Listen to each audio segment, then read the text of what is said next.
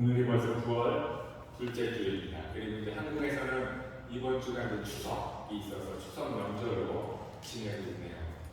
추석이 되면 이제 어머님, 아버지 얼굴 보러, 친척들 보러, 반가운 얼굴들 보러 고향에 다녀오는 행렬이 꽤 길었었죠. 요즘에는 한국도 이제 그런 영향이, 특히 코로나 영향 때문에 그런 영향이 한풀 꺾이기는 했지만 다시 이제 코로나도 정상으로 되고 적응이 좀 되면서 이제 대면한 거리두기도 풀리고 대면에서 이제 다시 좀 이제 움직이는 모습이 전개되고 있지 않나 생각이 됩니다. 근데 이제 여기 엘살바도르는 그런 것과는 없으니까 평일처럼 지내셨죠. 그래도 이제 한국의 정이, 한국의 명절이 많이 생각나는 이때가 아닌가 생각을 합니다.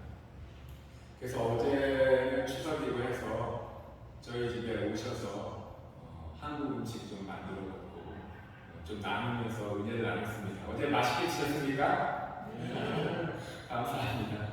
오신 분들은 맛있게 드셔서 너무 감사하고요. 못 오신 분들은 사정이 있었으니까 동일한 은혜가 임하기를 바랍니다. 참 추석하면 많은 것들이 생각이 나죠. 그리운 것들도 많이 보고 싶고 정도 많이 나누고 싶고 그런 때인데 하나님께서도 명절을 정해주셨어요. 이스라엘 백성에게. 그리고 그 명절을 어떻게 지내야 될지 그 방향을 이스라엘 백성에게 알려줬는데요. 그것을 조금이나마 이제 어제 느껴보려고 이렇게 여러분들 부르고 한 겁니다.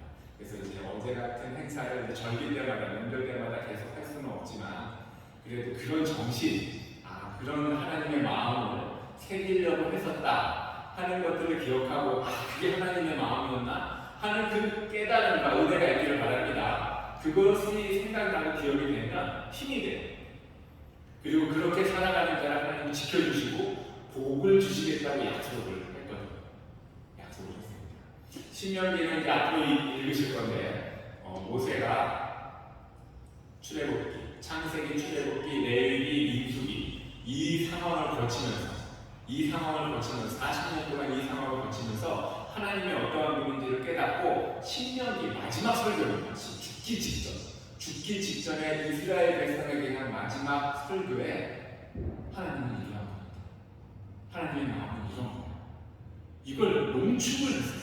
신명기의 농축. 그러니까 앞에서 창세기, 출애굽기, 레위기, 신명기 긴장감 있게 현실감 있게 잘 읽었으면 이 신명기의 내용이 마지막 설교가 구구절절히 심장에 박힙니다. 그리고 이 신명기의 기준을 가지고 이후의 여호수아부터 역대기까지 하나님께서 이스라엘의 역사를 움직였는데 그 복잡한 역사가 이 신명기상, 그래서 신명기 사관이라고 합니다. 신명기의 역사관. 세상의 역사를 보면 나름대로의 역사를 학교에서 배웁니다.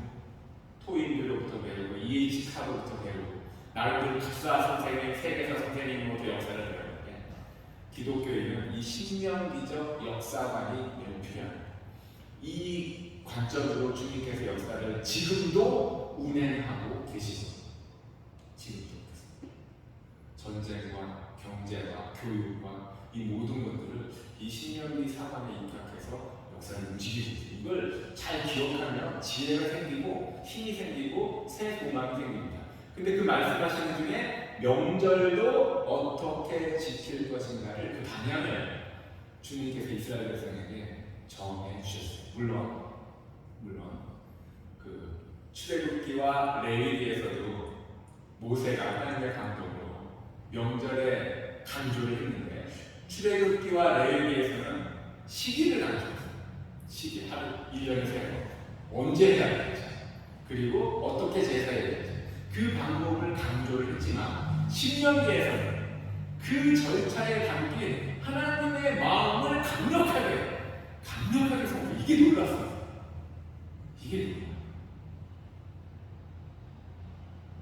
이스라엘 절기로 1월달에 6월절을 지키고 1월 14일에 6월절 만찬을 하고 15일부터 무교절 일주일을 지내요.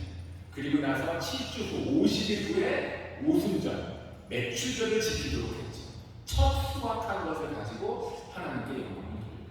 그리고 7월달, 이스라엘은 7월달, 우리에게는 9월이나 10월이죠. 바로 요맘때입니다. 가을에는 수장절, 초막절을 지켜라. 이렇게 명령을 하는 거예요. 7월 15일부터 일주일 동안 1년 동안 베푼 곡식을 가지고 하나님 앞에 나와 하나님께 영광을 드려라. 근데 이걸 왜 어떻게 해야 되느냐? 그것을 가지고 하나님 앞에 나올 때 하나님의 베푸신 은혜를 생각하고 하나님께 감사한 마음으로 그 은혜를 나누라는 겁니다. 누구와 나누라? 성중에 있는 모든 사람과 함께 나누라는 거예요. 특히 나눌 때 연약한 사람을 빠뜨리지 말고 나누도록 했어요. 누구를 이렇게 불렀죠? 읽은 거 기억나십니까? 노비도 부르고 내 자녀, 내 식구 다 부르되 레위인도 부르고 고아와 과부도 부르고 지나가는 나그네도 불러서 그들과 함께 올해 1년 동안 하나님께서 나에게 이런 큰 은혜를 주셨습니다. 그 은혜를 함께 나누자. 하나님 앞에서 그 은혜를 함께 나눌 때 그렇게 지키는 자가 하나님께서 기억하시고 내 모든 손으로 하는 일에 하나님께서 복에 복을 더하여 주시겠다.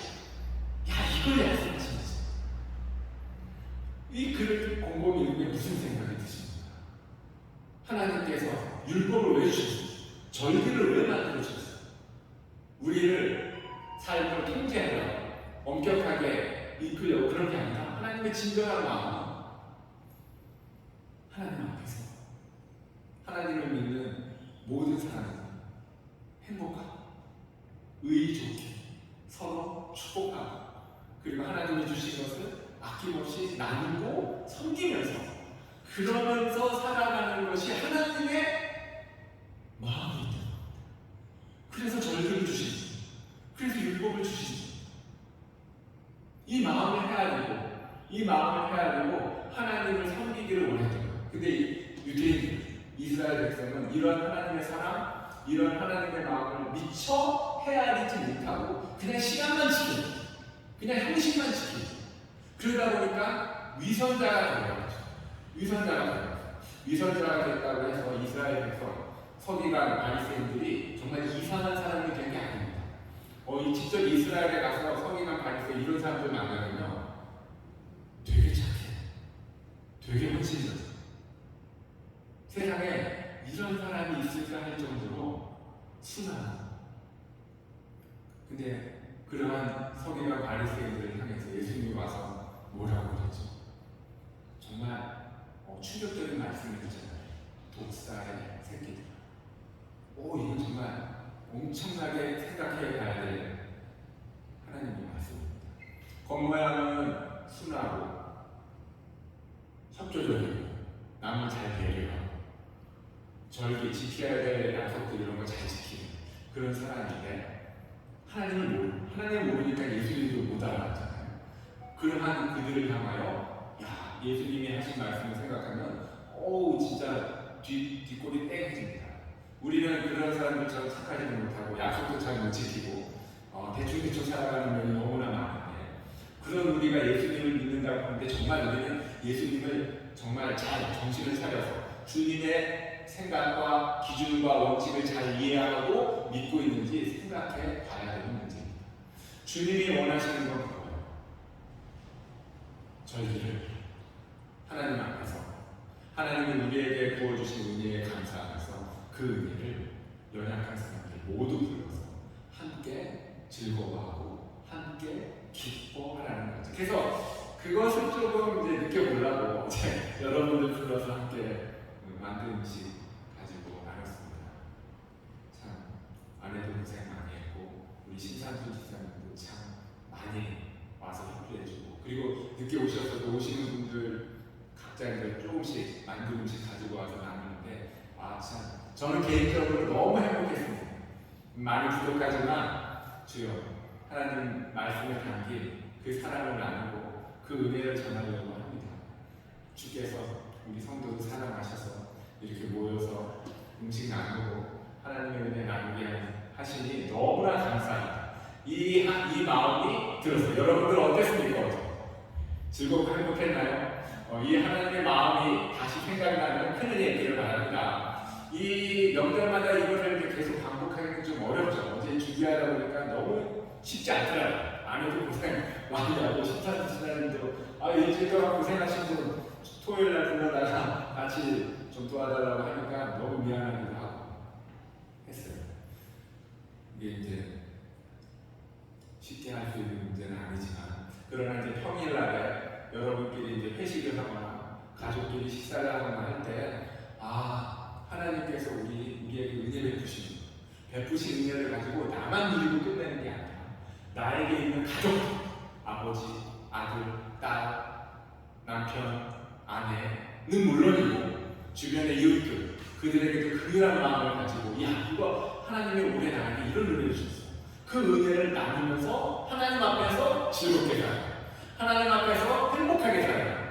이것을 하나님이 너무 기뻐하셔. 이것을 하는 자, 너가 정말 믿음이, 너가 정말 나의 마음을 헤아린다. 내가 너가 손으로 하는 모든 일을 부족함이 없이 이 일을 계속할 수 있도록 하나님의 영광을 아름답고 자연스럽게 나눌 수 있도록 내가 지켜주고 보호해주겠다.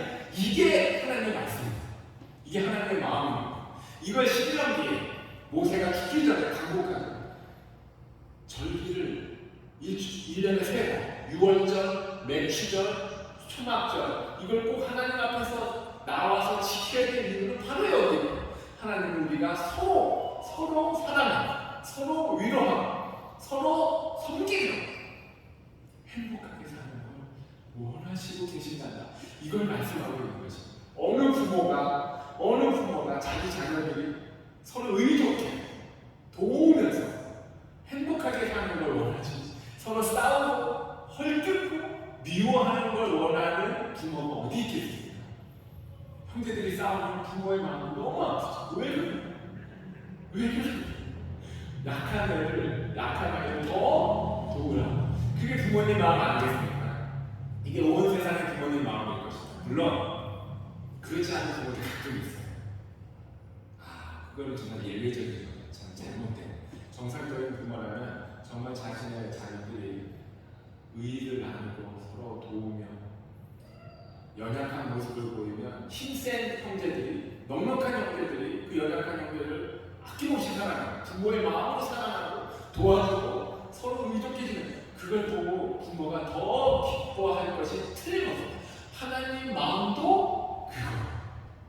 예수님이 오시면서 제사를 폐하고 율법에 있는 몇 가지 조항, 못 먹는 음식도 먹게 하시면서 구약에 있는 몇 가지들이 폐했죠. 근데 그렇다고 해서 구약에 있는 모든 내용이 폐한 건 아닙니다. 히브리서 13장 8절에 보면 주님은 어제나 오늘이나 동일하십니다. 정말 동일하십니다. 몇 가지를 폐했다고 해서 구약 전체를 폐한 게 아니라 하나님의 마음은 구약이나 신약이나 자신의 백성들을 사랑하는 마음이 너무나 끔찍하고 너무나 누굴려고 너무나 그게 너무나 고맙고 감사한 거죠. 근데 왜 하나님께서 구약의 백성에게 절기를 이런 식으로 지키라고 왜 명령을 해주셨을까요? 이건 구약 백성은 모르지만 예수님이 오신 후 신약 백성은 압니다. 왜냐하면 신약에 그것이 너무나 잘 적혀져 있거든요. 신약을 보니까 예수님 오시고 난 다음에 은혜 받은 사람들이 신약을 기록하였죠. 사도 요한이 요한계시록을 기록했습니다. 요한계시록 보니까 요한계시록에 하나님의 심판이 나오죠. 그 무섭고 엄청난 심판이 나오는데 인을 떼면서 심판하시더니 7번째 인을 떼고 난 다음에 다시 나팔수 7명이 7천사가 나와서 나팔을 불면서 세상을 심판합니다.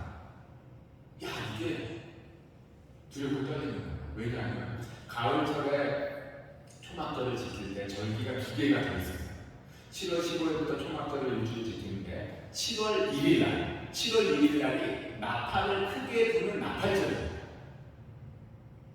7월 1일 날 제사장이 성 높은 곳에 올라가서 나팔을 크게 불게 됩니다. 그러면 모든 성도들이 백성들이 그 나팔 소리를 듣고 주님 앞에 겸손한 마음으로 회개하며 초막절을 지킬 준비를 하죠.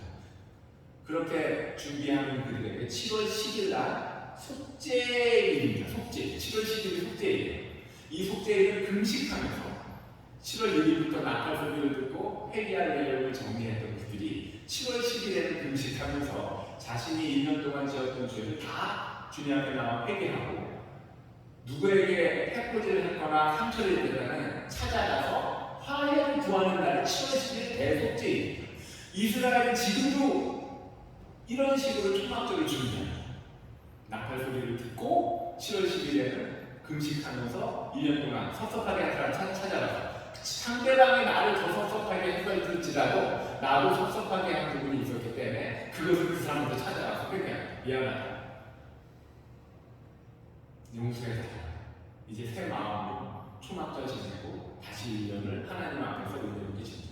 이걸 하는 게 대속죄예요. 그리고 나서 초막절을 일주일 동안 지내죠.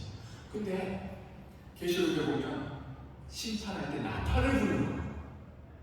야, 이 두려움 떨리지 않습니까? 그리고 데살로니가전서 4장 14절 보면 제가 읽어드리겠습니다. 데살로니가전서 4장 16절 17절 보면 예수님 재림하는 상황이 나옵니다. 그때 뭐라고 적혀있냐면 주께서 호령과 천사장의 소리와 하나님의 나팔 소리 친히 하늘로부터 강림하시니 그리스도 안에서 죽은 자들이 먼저 일어나고 그 후에 우리 살아남은 자들도 그들과 함께 구름 속으로 끌어올려 공중에서 주를 영접하게 하시니 그리하여 우리가 항상 주와 함께 있으리라. 예수님 재림하십니다. 예수님 재림하시면 우리는 재림하신 예수님과 영원히 함께하는 큰 은혜가 있어요. 근데 그 전에 뭘 하냐면 예수님께서 재림하실 때 나팔을 크게 불고 오시죠. 그래서 그 소리를 다 듣는 거죠. 가을 절기가 종말의 때와 겹치는 부분이 너무 많은 거예요. 그리고 예수님 앞에서 백보자 심판하고 우리는 심판을 받지만 심판받고 멸망받지 않습니다. 예수 안 믿는 분들은 그 심판대 앞에서 심판받고 평생 지은 죄 때문에 멸망받아 지옥으로 가지만 우리는 부족함에도 불구하고 주님께서 심판으로 우리를 멸망시키는 것이 아니라 은혜를 베푸십니다. 그러니 속죄 회개하고 그렇게 가야 됩니다. 그리고 나서 주님과 영원히 함께 어떻게 영원히 함께 합니까? 평생의 일원은 성령의 열매를 가지고 주님과 함께 하나님과 함께 엄청난 초막절, 엄청난 추수 감사절을 보내는 겁니다. 예수님이 재림하실 때는 우리가 어제 했던 추석 음식을 나누는 것도 맛있는 음식을 먹으면서 은혜를 나눴지만 예수님 앞에서는 영원히요. 우리가 상상할 수 없을 정도로 엄청난 은혜의 잔치가 있다는 겁니다. 이걸 주님께서 말씀합니다. 이 은혜를 구약의 백성들에게도 알게 하시려는 것이 하나님의 마음이라고 생각할 때 이게 너무나 가슴이 떨리지 않습니까? 봄에는 예수 그리스도의 구원에 십자가에 우리 대신 피와 물을 흘리신 구원의 은혜가 봄에 있어. 가을에는 재림하는 예수님과 영원히 행복한 잔치에 초대받았다는 것은 그 은혜를 하나님께서 구약의 백성들에게 선포를 하고 있었어요. 1년에 2번씩 2000년 넘게 이 훈련을 이스라엘 백성에게 했어요. 그것을 뵙고 하나님의 마음을 생각해봤어요. 그들은 2000년 후에 예수님이 재림하실 때 예수님이 오셨을 때 초림하신 예수님도 알아보지 못한 그들, 초림하신 예수님도 알아보지 못하고 십자가에 못 박은 그들이 재림하신 예수님의 은혜도 생각이나 할 수 있었겠습니까? 그런데 그러한 이스라엘 백성들이 하나님은 그 은혜를 나누고 싶었어요.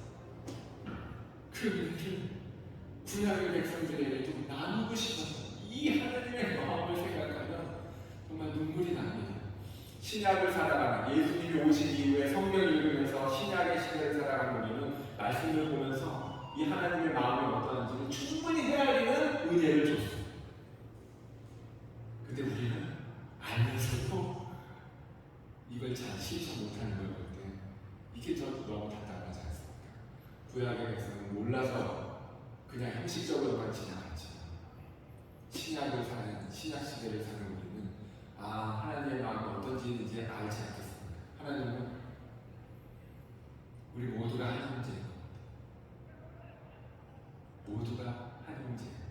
서로 싸우지 않고 전쟁하지 않고 경쟁 때문에 짓밟고 버리지 않고 조금 잘나고 가지고 남을 무시하지 않고 오히려 하나님이 우리에게 더 주고 남들보다 더 준 게 있다면 그걸 가지고 하나님이 주신 위한 사랑을 연약한 자들을 불러서 함께 나누고 이거 하나님이 주셨어요. 하나님이 우리 사이좋게 지내라 서로 행복하게 지내라고 주셨어요. 나 같은 자에게 이 은혜를 주시기 너무 감사해서 오늘 부른 겁니다. 이렇게 살기를 원하십니다. 이렇게 살아가는 자 주님이 지켜주시고 인도하시며 이러한 삶을 더 왕성하게 살도록 인도해 주시고 보호해 주시고 역사해 주실 줄 믿습니다. 이게 놀라운 하나님의 계획인 거죠. 이미 태초부터 계획했던 거예요. 아무것도 해야 되지 못하는 구약의 백성들에게도 이 은혜를 주님은 나누어주고 계셨던 거예요. 신약을 사는 우리들에게 말씀으로 이것을 알려면서 하나님의 마음을 충분히 해야 될 수 있도록 은혜를 주셨기 때문에 이 은혜에 감사하며 이 은혜대로 살아가는 자가 진짜 예수 그리스도를 구원주로 믿는 믿음이 살아 역사합니다. 이것을 따라가는 자가 정말 살아있는 믿음으로 생명력 있게 사는 거예요. 이걸 살아가는 자 정말 이 세상 앞으로 예수님 만나서 천국의 삶도 행복하고 화려하고 영광스럽겠지만 이 땅에서의 삶도 그 영광을 맛보는 축복된 삶을 살아갈 줄 믿습니다. 이 비밀의 주인공이 여러분의 다 되시기를 바랍니다. 아멘. 이번 돌아온 9월 15일은 여러분 잘 아시다시피 엘살바도르 독립기념일이더군요. 우리는 8월 15일이 광복절이지만 이 사람들은 9월 15일이 광복절, 독립기념일인 거예요. 국기를 사다가 준비하는 분들 볼 때 저 사람들 엘살바도르 사람이구나. 참, 엘살바도르가 독립한 지 올해가 201년째 되더라고요. 1821년 9월 15일 날 스페인으로부터 독립했어요. 원래는 마야 문화권이었는데 1524년에 스페인 자들이 와서 이 중남미를 차례차례 식민지화했습니다. 1524년에 식민지가 돼가지고 1821년에 독립을 했으니까 300년에서 한 3, 4년이 빠져요. 거의 300년 가까이 식민지 생활을 했습니다. 그러니 거기서 독립했으니 얼마나 기쁘겠습니까? 그러니까 200년이 넘도록 독립기념일을 지키는데 근데 200년이 넘도록 독립기념일을 지킬 필요가 있을까 하는 생각이 들어요. 악랄하게 스페인이 이쪽을 수탈해가지고 금은 몽땅 가져갔고 그 외에도 여러 가지 참 몹쓸 짓을 상당히 많이 했더라고요. 우리는 36년 동안 일제지배를 받는 것도 지긋지긋하고 이가 갈려서 지금도 일본을 나쁘게 생각하지 않습니까? 근데 300년 가까이 엄청난 빼앗길 것 정말 많이 빼앗기고 근데 이 중남미가 스페인을 미워하거나 그러지는 않더라고요. 참 착한 사람들이 상당히 많아요. 근데 진정한 독립은 무엇일까? 곰곰이 생각해봤습니다. 진정한 독립. 주인만 바뀌었을 뿐이지 스페인에서 다른 주인으로 바뀌었을 뿐이지 여전히 자유롭지 못하고 자유를 외치면서 독립을 했지만 지도자가 좀 바뀌었는데 그 바뀐 지도자가 뭐 달라진 게 있겠습니까? 여전히 엘살바도르 국민들은 열악한 상황에서 하나님이 원하시는 것을 제대로 찾지 못하고 너무 안타깝게 사는 것은 아닌가. 정말 진짜 독립이 필요하지 않은가 생각이 듭니다. 진짜 독립이 뭡니까? 광복, 영화롭게 회복하는 것. 영화롭게 회복하고 진짜 독립을 하려면 하나님의 가치를 회복하는 것. 하나님이 주신 의도를 우리의 삶에서 회복하는 것이 정말 진정한 의미에서 독립을 하는 것이 아닌가 생각을 해요. 하나님의 가치를 회복하지 못한 상태에서의 독립은 그냥 통치자만 바뀌는 것이지 여전히 어렵고 힘든 생활을 하게 되는 것이 아닌가 하는 생각이 듭니다. 엘살바도르 주님이 사랑하셨어요. 그래서 이번 올해 엘살바도르 찬양 대행진도 했고, 예수 그리스도가 온 우주의 통치자이고 역사의 통치자임을 선포하셨고, 이 통치자의 기준, 통치자의 가치관, 이것을 회복하며 살아가는 것에 진정한 독립이 있고 진정한 행복이 있으며 인간으로서 평생을 살아가는 진짜 보람된 의미가 돈을 많이 번다, 공부를 많이 한다, 권력을 잡는다고 쟁취되는 게 아니죠. 통치자를 바꾼다고 그게 쟁취되는 게 아니라 진짜 통치자, 우리의 진짜 통치자를 바꿔야 돼요. 세상적인 욕심과 이런 것이 통치자가 아니라 하나님이 나의 통치자이죠. 예수 그리스도가 나의 통치자이죠. 이 통치권을 확실히 하는 것이 진짜 믿는 거죠. 그러한 예수님께서, 그러한 주님께서 이 세상에 와서 어떻게 살아가야 될지 절기를 정하셨고, 그 절기에 주님 앞에 나와서 하나님 앞에 받은 것 감사하고, 그 받은 것을 연약한 자들과 함께 나누면서 살아갈 때 다투지 않고 전쟁하지 않고 남을 무시하지 않고 사랑하는 마음으로 살아갈 때 내가 그 공동체, 그 나라 지켜준다. 지켜준다. 이스라엘과 그 약속을 한 것 같다. 모세도 간절한 마음으로 그걸 지킬 때 하나님은 이스라엘이 지켜주실 것을 간절히 외치고 갔어요. 그런데 이스라엘 백성은 욕심으로 살았죠. 욕심으로 살았어요. 가난한 자 돌보지 않았습니다. 11조 생활도 제대로 하지 않았습니다. 땅도 50년마다 쉬게 하고 7년마다 노예를 풀어주고 반대하고 그들이 자립할 수 있도록 해줘야 되는데 그걸 못하자 바벨론에 다시 포로로 끌려가요. 이것을 볼 때 하나님이 이 세상을 통치하는 것이 맞습니다. 지금도 왜 전쟁을 합니까? 하나님이 원하는 대로 살지 않으면 이 땅의 전쟁이 끝이 나죠. 하나님이 원하는 대로 살지 않으면 우리는 늘 서로 경쟁하고 남이 조금이라도 더 가지면 배 아파하고 남이 왜 하나님이 나보다 더 가지라고 준 이유가 뭔가를 깊이 생각하고 그 은혜와 사랑에 입각해서 살아갈 때 하나님께서 모자라지 않고 더 채워주게 정말 그러십니다. 정말 그렇게 하십니다. 그걸 우리는 시험해 봐야 되지 않습니까? 하나님의 한국에서 하나님이 아낌없이 주님이 주신 걸로 아낌없이 베풀었습니다. 정말 하나님이 부족함이 없이 해주실 것인가? 우리는 이걸 진짜 시험해 봐야 됩니다. 주님께서 놀랍게 하나님은 인생이 아니신 약속하신 것을 저버리지 않아요.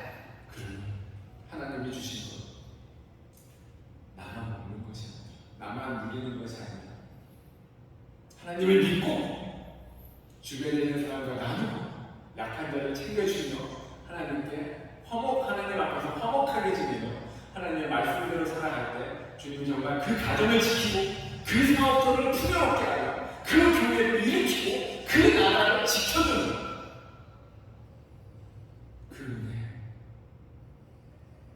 하나님께서 해주실 줄 믿습니다. 그러한 하나님 일하시는 것 정말 보아야 됩니다. 정말 그것을 보고 말씀하신 대로 그것을 지키는 하나님을 보고 주님께 영광을 돌리고 정말 주님의 지혜, 주님의 능력이 어마어마합니다. 이렇게 가까이 행복의 근원이 있고 세상의 평안을 지키는 놀라운 진리가 있는데 이걸 잊어버리고 이걸 캐치하지 못하고 엉뚱한 데 가서 우리의 힘과 지혜와 정력과 시간 이 인생을 낭비한 걸 생각하면 정말 너무나 아쉽지 않습니까? 하나님의 뜻대로 살아서 주님이 온 세상을 지키는 것을 보고 주님 앞에 영광 돌리는 이 놀라운 은혜의 역사가 절기를 지키는 주님이 원하시는 방식대로 절기를 지키는 여러분과 저에게 주님 역사하십니다. 지키시고 인도하십니다. 이 복된 소식을 엘살바도르에 증거하고 여러분과 가정과 자녀들이 이 은혜에 굳게 서서 다음 세대도 주님께 영광 돌리는 복된 은혜가 계속 이어지는 이 놀라운 은혜의 역사, 이것을 생각하는 추석, 이것을 지키는 지혜와 믿음으로 살아가는 우리 엑살러드로 한인교회 모든 성도들이 되셔서 주님께 영광 돌리시길 예수님의 이름으로 축복합니다. 우리 말씀을 생각하며 이 시간 함께 기도하겠습니다. 주님은